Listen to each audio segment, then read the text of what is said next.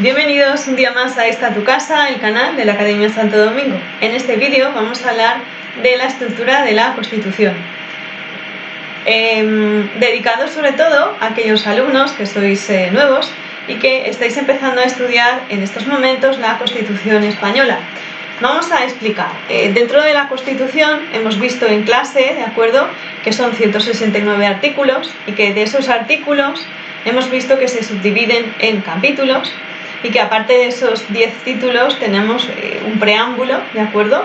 Eso sería la estructura. Y luego vamos a explicar qué es la parte dogmática y la parte orgánica de la Constitución.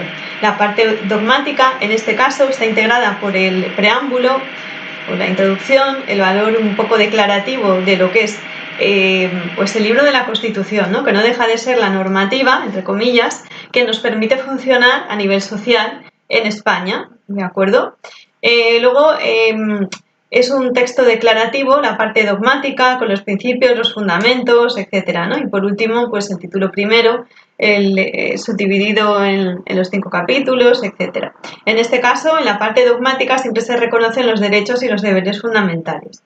Luego pasaríamos a la parte orgánica. La parte orgánica es la más amplia que tiene la Constitución y en esta parte hace referencia además a los artículos básicos del Estado, pues empezando en este caso, y en los títulos más importantes, como puede ser el segundo, que es la corona, las Cortes, el poder legislativo, el gobierno, el poder judicial, las actividades en este caso del Ejecutivo, de los derechos y libertades públicas.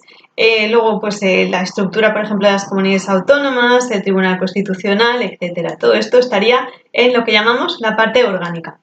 Luego, si seguimos avanzando, bien, en la Constitución estábamos explicando aquí en la clase de hoy los documentos básicos por los cuales, en este caso, y cómo empieza la Constitución en España, que seguiremos avanzando.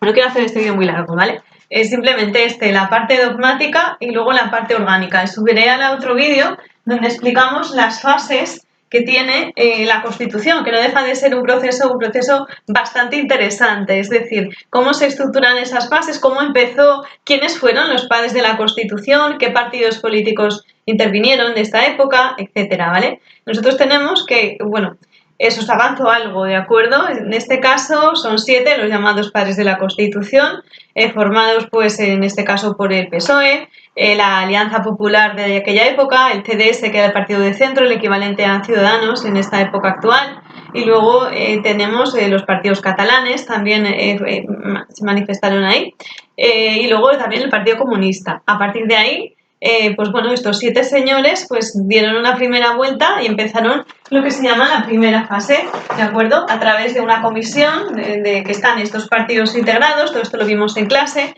el PSOE, el PP, que antes era Alianza Popular, el CDS, que es el equivalente a Ciudadanos, los partidos vascos y catalanes también, el grupo mixto también estaba en esa época, ¿de acuerdo? Empezaron en este caso, pues 36 en este caso diputados. A partir de esos 36 luego se creó, que estuvimos viendo en clase, que el de centro o de el CDS eran 17, 13 del PSOE. Y luego estuvimos viendo la repartición, que eran 2 además, y luego tenemos del grupo mixto, uno catalán y vasco, que eran juntos, ¿de acuerdo? Y comunistas.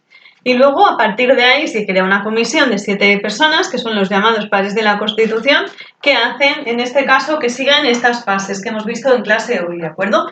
Y repito, un vídeo aclarativo, llevamos 4 minutos, no quiero que sea muy largo. Entonces, aquí lo que hemos visto es lo primero, la fase de redacción, cuando se emplea y cuando se encarga esta fase y cómo se tiene que ejecutar. La siguiente sería la fase de discusión. Hemos visto en clase que en el Congreso de los Diputados se llevaron más de 1000 enmiendas y las enmiendas en este caso son alegaciones que haces en base al texto pues estos 7 señores hacen un texto. Vimos también en qué está basado, ¿vale? En la Constitución de Birmania, por ejemplo, hemos estado la francesa, la italiana, y qué partes tenía la Constitución actual. En este caso, el documento original de esas, de esas ciudades, de esos países, y a partir de ahí, se hizo ahí una especie de potaje y se hizo pues la Constitución que tenemos ahora, ¿vale?